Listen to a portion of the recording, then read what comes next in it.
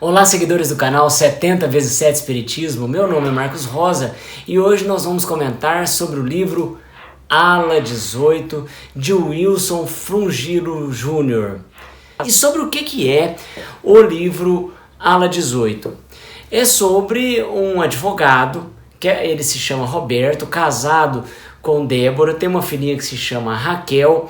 Eles vivem muito bem, até que um belo dia, ele é bem sucedido, ele tem ali uma herança paterna de uma grande empresa que lhe provê todo luxo, e ele está na casa dele e vê um vulto na parte de fora. Ele acha que alguém ali que está tentando invadir a casa dele, sai desabalada a carreira em busca desse vulto. A esposa fica também assustada e vai ao encalço desse vulto que ele viu, mas só ele viu. E ninguém encontra. A casa dele é uma casa que não tinha outra saída para alguém que tentasse invadir que não um dos vizinhos. Eles vão aos vizinhos e os vizinhos não deram por nenhum sinal de invasão, arrombamento. E então aquilo fica no acaso. E o nosso protagonista, o Roberto, o advogado, que tem o hobby de sempre filmar, né? Sai fazendo filmagens da sociedade, da cidade. E ele nesse dia resolve sair. Ele tem que ir na casa do Jorge, que é um sócio dele do escritório. Ele vai buscar uns documentos e ao mesmo tempo ele vai fazer uma filmagem sobre uma questão social que está acontecendo ali, envolvendo uma desocupação. E ele então vai até a casa de Jorge. O Jorge fala que esqueceu esses documentos no escritório. Ele falou: Jorge, vamos lá comigo filmar então o evento social que está acontecendo. E o Jorge vai com ele. E eles então, indo a esse evento, percebem um aglomerado de pessoas, e essas pessoas estão observando um indivíduo que está para pular de um prédio, está para suicidar-se. O Roberto então pega sua câmera e começa a filmar então o indivíduo, né, o que está acontecendo. Ele quer registrar aquele momento. E o suicida resolve deixar disso, resolve não mais suicidar. E quando ele retorna para a janela, o Roberto vê uma pessoa que conversa alguma coisa com o suicida, e o suicida então muda de ideia e pula. O Roberto então filma todo o evento. E ele então alardeia, diz: olha, não foi suicídio, foi alguém que empurrou aquele indivíduo lá de cima. E ele então causa então todo esse alvoroço. Todos do prédio vão ficar acautelados pela polícia. Eles procuram por essa pessoa e não encontram. O Roberto vai até a delegacia para prestar seus depoimentos para o seu amigo Raul, que é um delegado, né? Ele, como advogado, conhecia o delegado. E acaba que eles entendem que aquela história de uma pessoa junto àquele suicida nada mais era do que um quadro de estresse do Roberto. Roberto estava trabalhando muito, então fica dessa maneira. Roberto vai embora. A filhinha deles, a Raquel, tinha ficado com o irmão do Roberto. Eles vão, então, ele e a esposa, eles vão almoçar primeiro e vão buscar a filhinha na casa desse irmão. Quando chegam na casa do irmão, o Roberto vê um vulto lá na biblioteca. Ele então vai atrás do vulto, fala pro irmão, o irmão procura, não acha ninguém.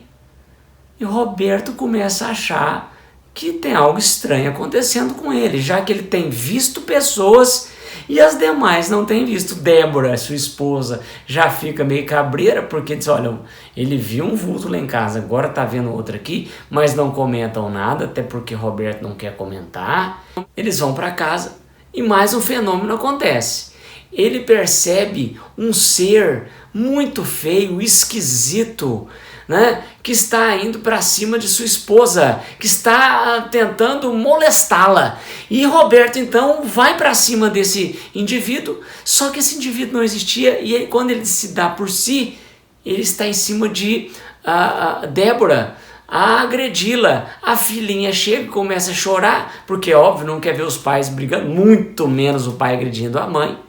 A empregada, que é a Justina, chega e tenta pôr panos quentes, dizer que era uma brincadeira. Eles falam que era uma brincadeira para a menina, para a Raquel, para ela se acalmar. E quando o Roberto olha para Justina, ele vê uma ave sobre Justina, e essa ave vem para cima do Roberto, e ele começa então a se debater com aquela ave, ele sobe em cima da mesa se debatendo, a gritaria geral, porque na verdade não tem ave nenhuma, na verdade é invisível aquilo, e ele está se debatendo, né? E aí um vizinho vem, que é um médico, ele, olha, vamos levar o Roberto, ele está tendo uma crise aqui psicológica, uma crise psiquiátrica, vamos levar ele para o Dr. Ramos. Chega lá no Dr. Ramos, o Dr. Ramos observa, colhe todos os dados, né, e faz ali por cima uma anamnese, né, e diz, olha, para mim isso aqui é uma esquizofrenia paranoide, mas eu não sou especialista, vamos mandar para o Dr. Frederico, ele tem uma clínica especializada, é a melhor da cidade, vocês têm posses para pagar, manda ele para lá. Então, a esposa e os outros 2 irmãos de Roberto chegam à conclusão de que devem internar o Roberto nessa clínica, porque ele realmente está tendo um problema lá de cunho psiquiátrico. O Roberto então vai ser internado. Ali naquela clínica, o Frederico, que é famoso, é um médico famoso, ele vai submeter o Roberto a várias análises e pesquisas, não é? Induzindo nele novas visões, né? A família não poderá ver Roberto por 30 dias, e ele induz em Roberto as novas visões, e Roberto começa a ver um homem com peles de escama, dentes protuberantes que não cabem dentro da boca, né? E toda vez Roberto se debate muito, né? Em uma dessas situações ele vê uma caverna, e essa caverna ela tem uma porta que dá para casa, para sua residência, e ali estão saindo pessoas dessa figura escamosa, tal, monstros, para pegar sua família, sua esposa e sua filha, e ele então, debatendo-se muito, ataca o doutor Frederico. O doutor Frederico então percebe que Roberto está realmente ruim, né? Não está bem, e ele então vai submeter Roberto a ficar preso ali na cama, e depois ao eletrochoque. Submete o Roberto ao eletrochoque.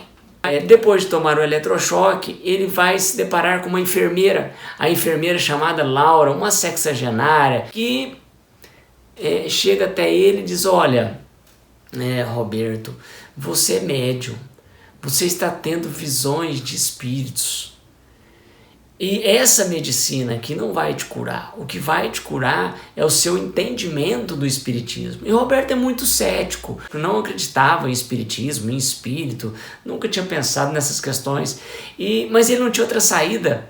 Ele tinha que se submeter ao que Dona Laura estava falando, e ela então começa a tecer considerações importantes sobre o espiritismo. Serão abordados temas como a reencarnação.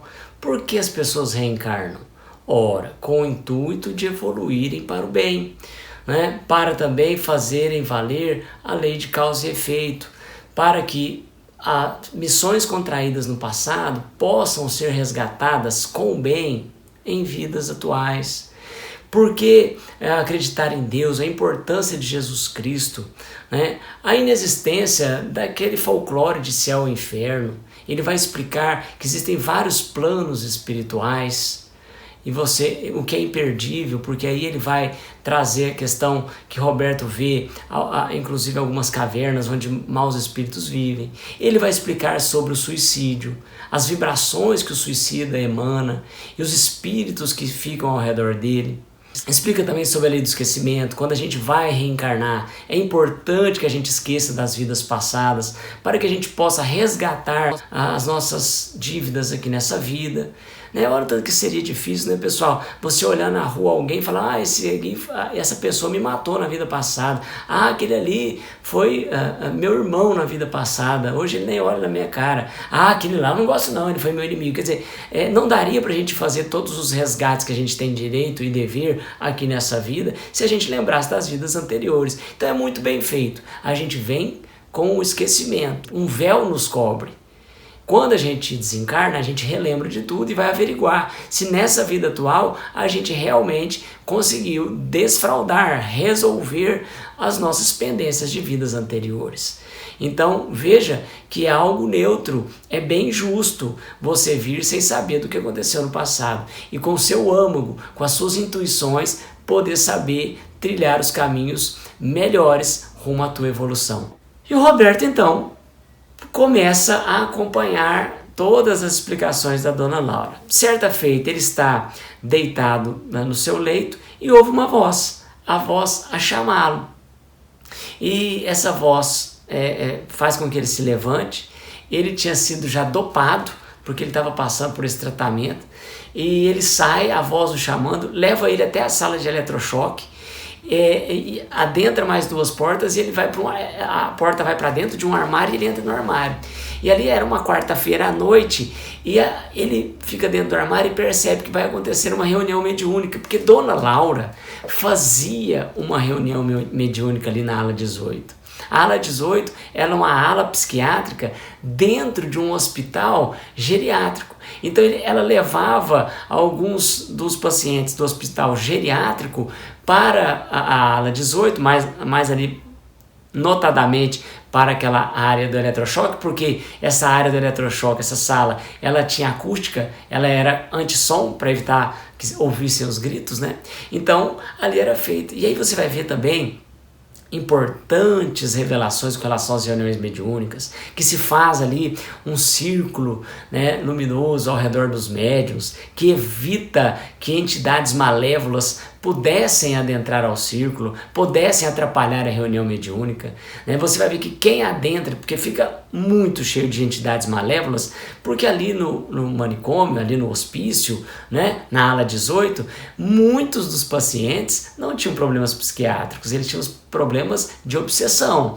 Muitos espíritos obsediavam pessoas ali que ficavam desequilibradas por não entenderem o que era mediunidade. E eram vistas como um desequilíbrio psicológico. Na verdade, elas estavam vendo entidades que só elas viam e ninguém mais via. Né? Daí, o livro também nos indicar nas entrelinhas isso, olha, nem toda questão psiquiátrica é de cunho meramente biológico, hereditário. Nós temos aí uma questão envolvendo a espiritualidade.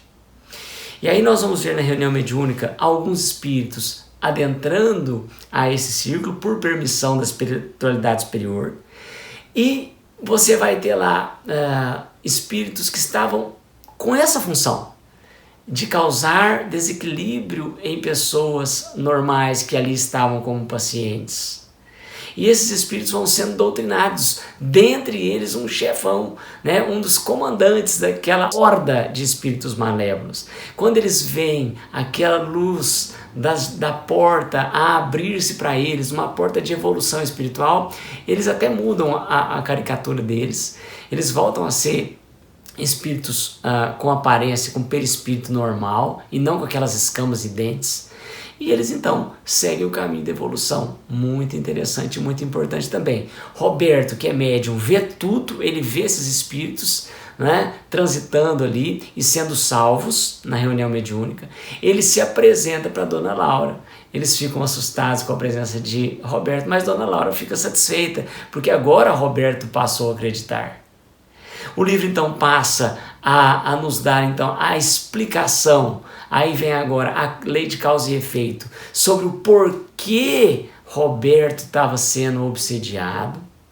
Nós vamos ter Roberto ali almoçando lá na clínica, e aí adentra 2 pessoas, uma delas armada, e diz: você que é o ilustre advogado? E aponta a arma para Roberto. Roberto fala assim: será que isso aqui é mais uma alucinação? Né? Porque, tá vendo? Porque a pessoa ela começa a não saber o que é real do que não é. E aí, Roberto, será que é verdade o que eu estou vendo? Ou será que é um espírito obsessor? Mas ele percebe que era verdade, porque esse rapaz chamado Júnior pega Roberto pelo pescoço, aponta a arma para ele e diz: olha, você é o advogado que fez com que meu pai suicidasse? Meu pai é o Carlos. Você lembra do Carlos? Ele: não lembro, não sei quem é. Você, inclusive, filmou meu pai suicidando. E a culpa foi sua dele suicidar. Ele fala: mas eu não sei por quê.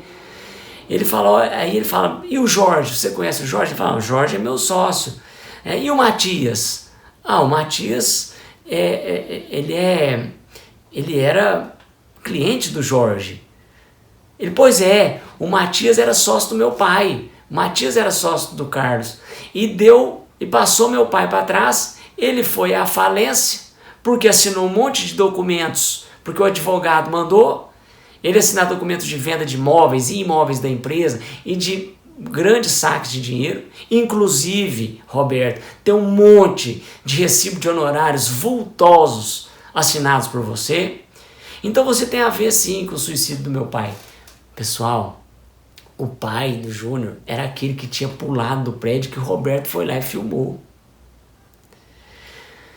O Dr. Frederico é chamado nesse meio tempo, ele chega, tenta interceder, toma pé do que está acontecendo, ele já havia chamado a polícia chega e resolve a situação. O Roberto vai ser ouvido na delegacia e ele diz: Raul, eu não tenho nada com essa história. A única coisa que eu fiz eu sou sócio do Jorge. Eu confiava muito no Jorge, eu assinei os recibos para ele em branco sim, porque os dele haviam acabado, estavam na gráfica. Então eu assinei, mas foi isso que eu fiz. E aí o Raul diz: eu sou seu amigo, eu acredito, o delegado diz. E o médico que também estava junto com ele diz: mas vai ser difícil acreditar em você. Essa coincidência de você filmar o suicida e você ter assinado recibos, isso aí eu sou seu médico, não acredito não, pela patologia que você tem. O menino, o Júnior, vai até aos jornais e conta tudo e coloca a culpa toda em cima do Roberto. O Jorge vai com o Júnior e põe a culpa no Roberto também. E o Roberto volta para a clínica totalmente perdido. Ele fala: não tem como é que eu vou me defender se eu estou aqui dentro. A única pessoa que vai ficar do lado dele na clínica é quem? A dona Laura. A dona Laura, que era enfermeira lá, disse: olha, não, calma, eu acredito em você. Vamos continuar orando. Continue aprendendo sobre espiritismo comigo. Vamos dominar essa sua mediunidade, né? E vamos orar a Deus para te ajudar. Já era quarta-feira, ela vai fazer uma nova reunião mediúnica. Diz para Roberto não ir porque ele ainda não está preparado. Embora ele tenha visto a primeira, ele não está preparado para ver a próxima. E o Roberto fica lá no quarto dele sozinho, até que surge novamente o espírito malévolo, a entidade escamosa, com dentes que não cabiam na boca, e ele se transmuta num espírito com forma humana e diz para Roberto: você não me conhece? E o Roberto diz: não te conheço. Você não se lembra que lá no passado, em outras vidas, eu e outros éramos amigos seus de caça, fazíamos tudo por você, dava a entender que ele era um nobre e que você nos colocou na masmorra e nós todos morremos por suas ordens de velhice e doença nas masmorras? Pois é, agora eu em espírito, você se reencarnou, eu vim, te achei, e eu vou fazer você sofrer a mesma coisa que eu sofri. Você vai ficar aqui nessa clínica. Isso aqui que eu estou fazendo com você é consequência do que você fez conosco lá no passado. Nós todos estamos imbuídos de fazer você sofrer tudo que a gente sofreu nessa encarnação. Quando a entidade está dizendo isso para ele, vem um espírito de luz e faz com que a entidade durma e tire a entidade dali. Logo depois, Dona Laura vem e diz: olha, você recebeu uma visita do espírito de luz? O Roberto diz: recebi. Ela falou: foi o nosso passe lá da reunião mediúnica. Aí ela explica sobre o passe, outro ponto importante. Nós aqui no canal já falamos sobre o passe, importante você dar uma olhada. Aí a Dona Laura diz assim: e ainda há um recado para você. Um espírito idoso chamado Celestino disse que a saída para os seus problemas está numa chácara chamada Luar de Prata, que fica na Cidade Alta. O Roberto diz: olha, então eu tenho que sair aqui desse manicômio. Ele vai conseguir sair com a ajuda da Dona Laura, que tinha o molho de chaves de todo o manicômio. Ela vai entregar esse molho de chaves para ele. O dia preparado, quem estava nas câmeras era um amigo deles. Então ele vai sair. Débora, a esposa dele, o espera na porta do manicômio. Débora o pega então e leva ele para essa cidade, para eles procurarem a chácara. Eles vão num bar e perguntam ali pela chácara e eles dizem: a chácara é tal. E aí, pessoal, eles vão descobrir que nessa chácara está Matias e Jorge. E toda a história vai se encaminhando para o final e você vai descobrir o que acontecerá com esse nosso personagem. Eu não vou dar spoiler, a indicação é para que você leia o livro, mas o que é interessante você saber é que houve a intercessão de um espírito chamado Celestino. Esse espírito era o sogro do Jorge, do sócio do Roberto, que veio para tentar resolver o problema do Roberto, né? E trouxe o Roberto até o cerne da questão. Recomendo a leitura. O livro é fantástico. Além de você ter uma história pungente, você vai ter muitos tópicos espíritas sendo explicados e que vai fazer você gostar cada vez mais dessa doutrina fantástica. Se você não é inscrito no canal, inscreva-se, deixe seu like e compartilhe com os amigos. Até o próximo vídeo, pessoal!